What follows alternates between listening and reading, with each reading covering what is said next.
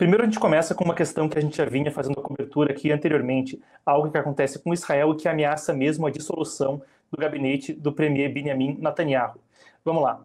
Hoje, no Oriente Médio, então, o partido ultra-ortodoxo Judaísmo Unido da Torá entregou cartas de renúncia a seus cargos e comissões e ministérios, essencialmente saindo do governo de Netanyahu, alegando insatisfação com a falta de garantias sobre isenção militar para estudantes religiosos.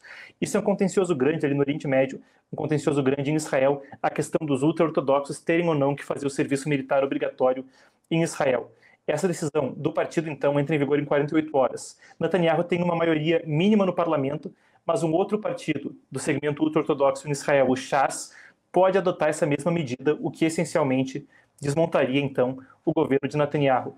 Ainda há apoio suficiente nesse momento para aprovar um possível cessar-fogo com o Hamas, isso que está sendo negociado, envolvendo aí também o Catar e o Egito, com a possibilidade de uma trégua de 60 dias e a libertação de parte dos reféns.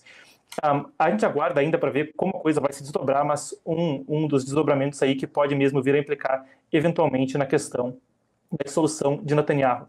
Enquanto isso, segue o debate quanto à possibilidade de um cessar-fogo.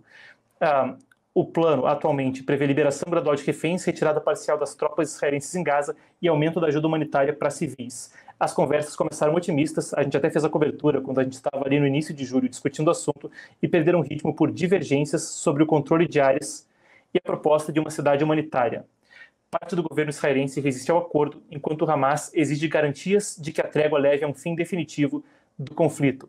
O presidente do Paraguai, o Santiago Peña, enquanto isso, confirmou, aqui país vizinho do Brasil, que o país vai receber o presidente de Taiwan, o Lai Ching-te, também conhecido como William Lai. Pessoal, coisa importantíssima, o William Lai, o Lai Ching-te e o partido que atualmente está à frente de Taiwan, ele é sucessor também da Tsai Ing-wen, que antes era presidente, basicamente é um dos partidos que tem tomado algumas das ações mais agressivas quando se fala de defender-se do Partido Comunista Chinês e de afirmar a independência nos últimos anos.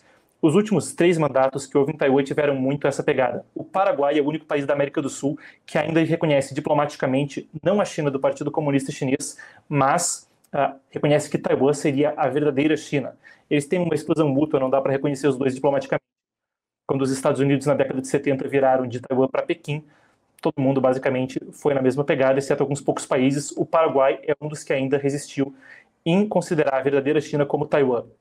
De forma interessante, essa visita deve incluir parada nos Estados Unidos. Isso costuma gerar tensões, sempre é um foco de tensão para a gente observar. Mais adiante a gente vai cobrir mais das tensões no leste da Ásia. Mas vamos pincelar mais uma ainda nesse giro de notícias. China e Austrália prometeram manter diálogo aberto e buscar cooperação. Houve um encontro entre o primeiro-ministro Anthony Albanese e o líder do Partido Comunista Chinês Xi Jinping.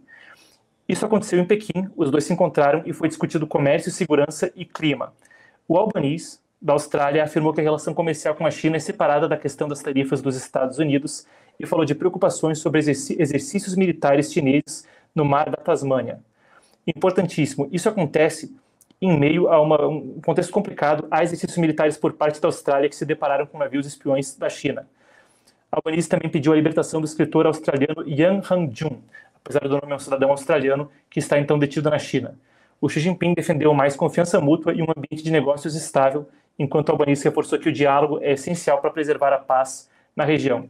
As declarações são protocolares, mas é mais um capítulo de uma questão tensa que se desdobra entre os dois países.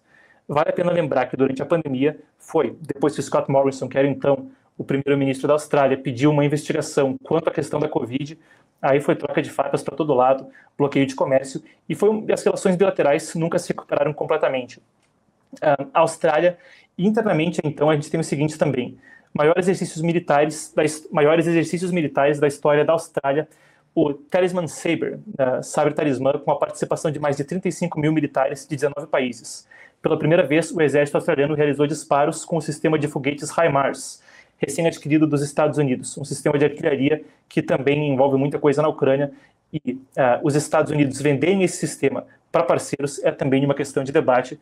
Se tornou mais uma questão debatida quando houve, então, ele sendo utilizado na Ucrânia. O governo da Austrália espera que as manobras, que também ocorrem em Papua Nova Guiné, devam atrair a atenção de navios espiões chineses, justamente o que a gente vinha citando agora há pouco, uma situação que é considerada comum pelo governo da Austrália desde 2017. A presença chinesa está sendo monitorada, mas a Austrália diz que até agora não afeta os exercícios. Autoridades locais destacam também a aliança Austrália-Estados Unidos, enquanto o primeiro-ministro está em visita para a China, como a gente citou agora há pouco. Passando por Estados Unidos, Donald Trump endureceu o tom contra a Rússia, ameaçou tarifas severas em até 50 dias, caso não haja acordo de paz, e anunciou um novo pacote de armas para a Ucrânia. Você acompanhou aqui a cobertura especial com tradução simultânea anteriormente. A questão-chave aí é a questão de tarifas secundárias. Significa que as tarifas que incidem sobre a Rússia incidem também a países que comerciem com ela. São as que verdadeiramente mordem, como se costuma falar no diálogo internacional a respeito desse tipo de assunto. Passando para a Europa, a União Europeia ameaça impor tarifas de 72 bilhões de euros em produtos dos Estados Unidos, incluindo aviões, carros e bebidas, caso não haja um acordo com Washington. Isso vem depois de Donald Trump ter falado da aplicação de tarifas de 30% sobre as importações europeias já em agosto. Mesma coisa que aconteceu com o Brasil, similar. Houve então um documento postado na rede social do presidente americano falando a respeito disso, e em agosto devem entrar em vigor então essas medidas.